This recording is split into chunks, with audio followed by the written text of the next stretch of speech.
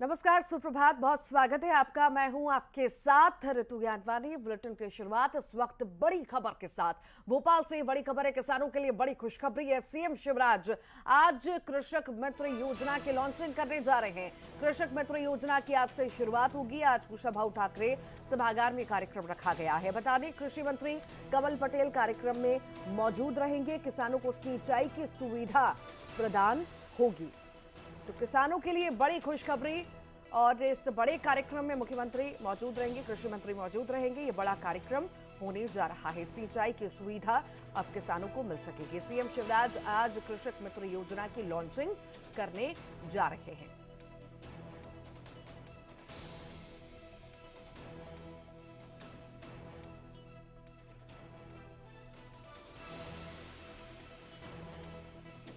किसानों के लिए बड़ी खुशखबरी है। बता दें आपको, सीएम शिवराज कृषक मित्र योजना की लॉन्चिंग करने जा रहे हैं। कृषक मित्र योजना की आज से शुरुआत होगी। और ये भी बता दें आपको कि इसका जो कार्यक्रम है कुशाभाऊ ठाकरे सभागार में रखा गया है। कृषि मंत्री कमल पटेल कार्यक्रम में मौजूद रहेंगे। और ये जो बड़ी सौगात मिलने जा रही है, बता दें, इससे सिंचाई की सुविधा किसानों को मिल सकेगी।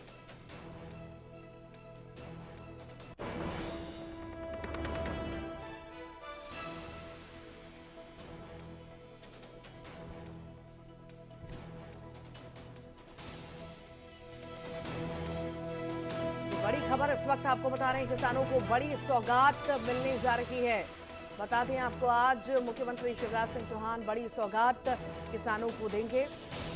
किसानों के लिए बड़ी खुशखबरी है। सीएम शिवराज आज कृषक मित्र योजना की लॉन्चिंग करेंगे। कृषक मित्र योजना की आज से शुरुआत होगी। आज कुशाभाऊ ठाकरे सभागार में कार्यक्रम रखा गया है। कृषि मंत्री कमल पटेल इस कार्यक्रम में मौजूद रहेंगे। मुख्यमंत्री के साथ किसानों को सिंचाई की सुविधा प्रदान की जाएगी।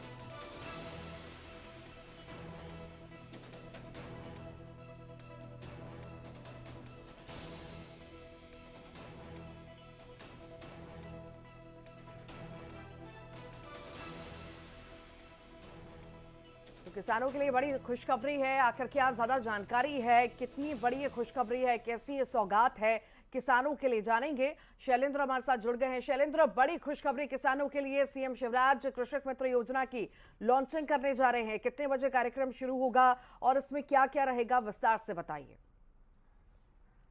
देखिए ऋतु, मध्य प्रदेश के मुख्यमंत्री शिवराज सिंह चौहान ये कहें कि मध्य प्रदेश की सरकार ये चाहती है कि किसानों की आय अधिक से अधिक हो और उनको खेती जो है वो लाभ का धंधा हो। ऐसे में तमाम योजनाएं जो है वो किसानों के लिए चलाई जा रही है। उसी में से आज एक योजना, किसान मित्र योजना का शुभारंभ लगभग 10 बजे कुशाभाऊ कन्वेंशन सेंटर में आज शुरू किया जाएगा, जिसमें मध्य प्रदेश के मुख्यमंत्री शिवराज सिंह चौहान, इसके अलावा कृषि मंत्री कमल पटेल भी शामिल होंगे। इस परियोजना के अंतर्गत किसानों को 3 हॉर्स पावर या उससे अधिक का जो कनेक्शन है वो कम लागत में उनको दिया जाएगा, ताकि सिंचाई के लिए वह पर्याप्त बिजली उनको मिल सके और वह इस योजना का लाभ उठा सके। और अभी अगर बात करते हैं तो लगभग 10,000 किसानों को पहले फेज में इसका भी लाभ मिलने वाला है।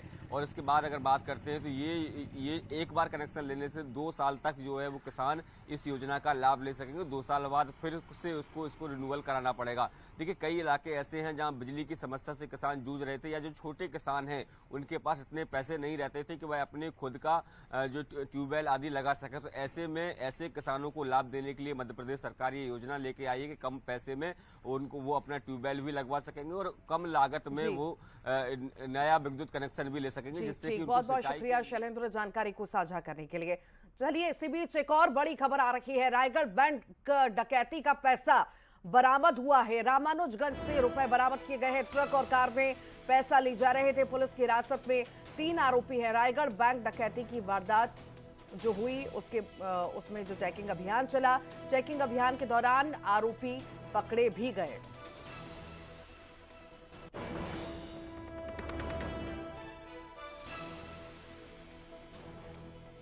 रायगढ़ बैंक डकैती का पैसा बरामद हुआ है। ये बड़ी खबर इस वक्त आपको बता रहे हैं। रुपए रामानुजगंज से बरामद हुए हैं और साथ ही साथ इस पूरे मामले में गिरफ्तारी भी हुई है।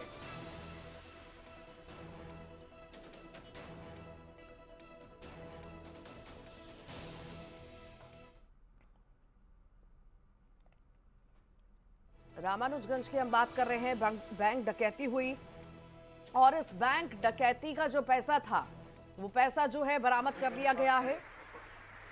आरोपी को भी गिरफ्तार किया गया है। पूछताछ लगातार हो रही थी, जांच इस मामले में हो रही थी कि आखिर ये पैसा कहां ले गए, किससे तार जुड़े हैं, कितना बड़ा गिरोह इनका है।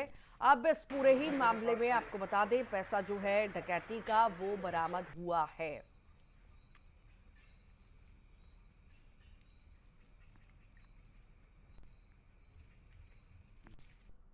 मेरे पास है।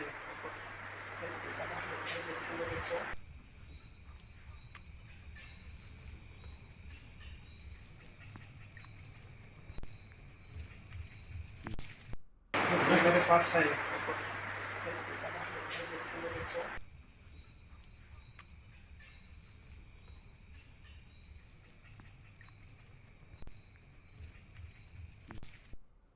और इसी पर ज्यादा जानकारी के लिए सूरज गुप्ता हमारे साथ जुड़ गए हैं, युगल तिवारी भी जुड़ गए हैं। सूरज गुप्ता बलरामपुर से जुड़े हैं। सूरज, डकैती हुई, इतना बड़ा पैसा बरामद किया गया, कार से ट्रक से ये पैसा ले जाया जा रहा था, शुरुआती जांच में आकर क्या क्या सामने आ पाया?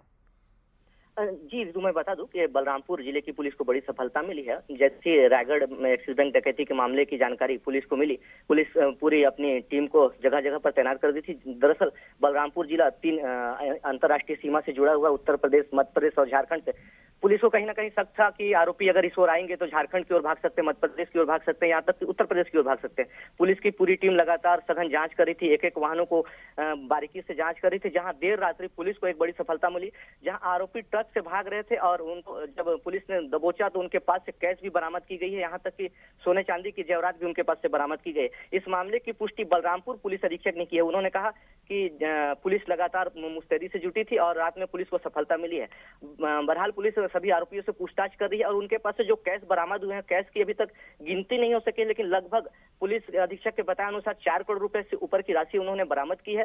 सोने चांदी की जेवरात बरामद की है और आरोपियों से अभी भी पूछताछ जारी है। जी ठीक, लगातार बने रहिए। युगल भी हमारे साथ जुड़े हुए हैं। युगल, बड़ी बैंक डकैती हुई, उस मामले में नया अपडेट, पैसा जो है बरामद किया गया है, क्या ज्यादा जानकारी है आपके पास?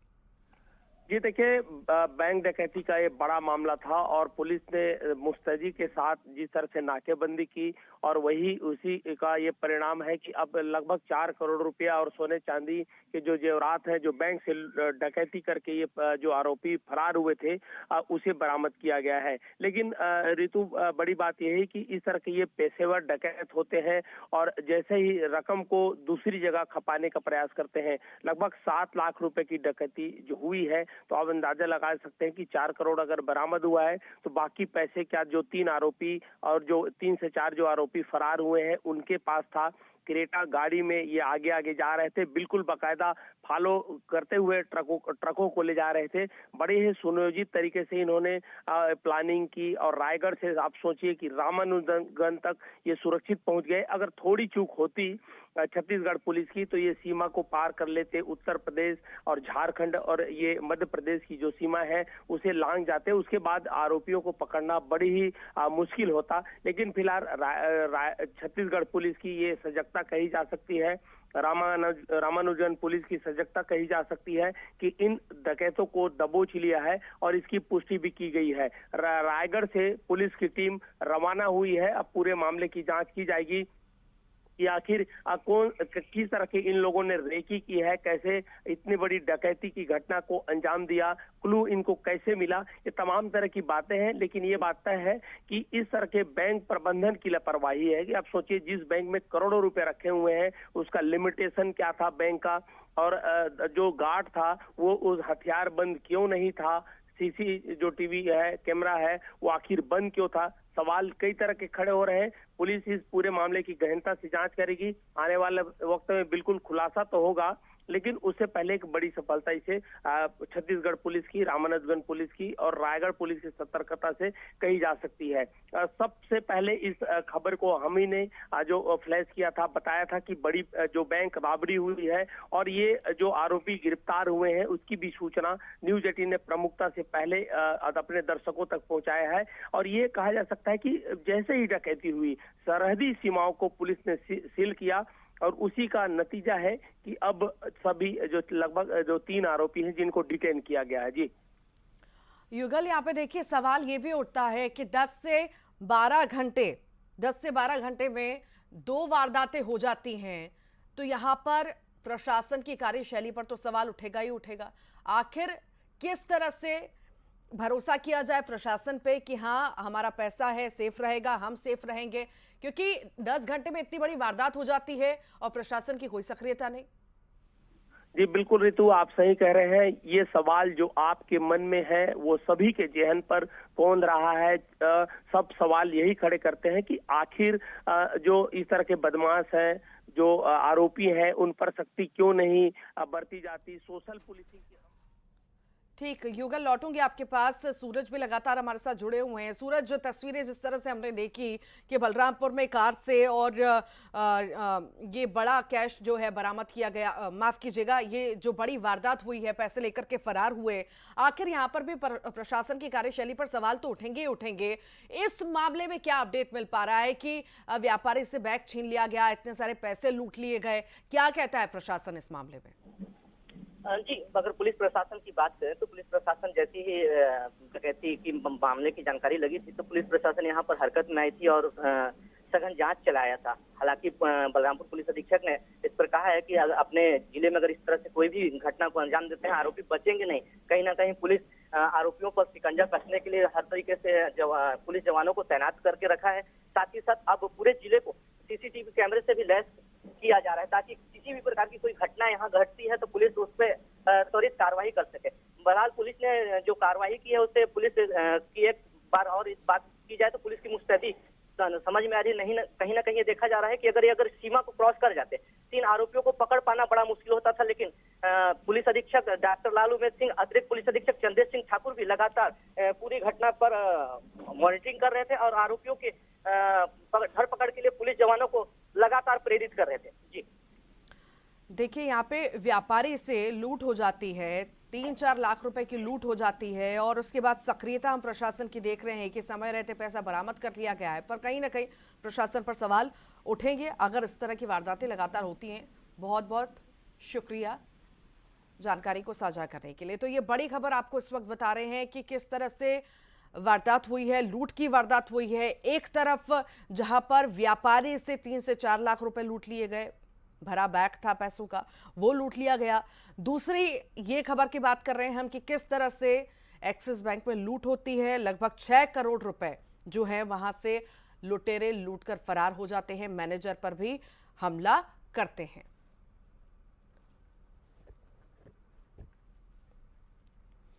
और हमारे साथ सहयोगी आकाश शुक्ला जुड़ गए हैं रायपुर से। आकाश, देखिए, बड़ी वारदात हो जाती है, इतनी बड़ी वारदात होती है, बैंक में इतना सारा पैसा लूट लिया जाता है, यहां पर प्रशासन की सक्रियता पर, कार्यशैली पर सवाल खड़े होना लाजमी है कि आखिर प्रशासन की कैसी सक्रियता है और बदमाशों में किसी तरह का कोई खौफ नहीं।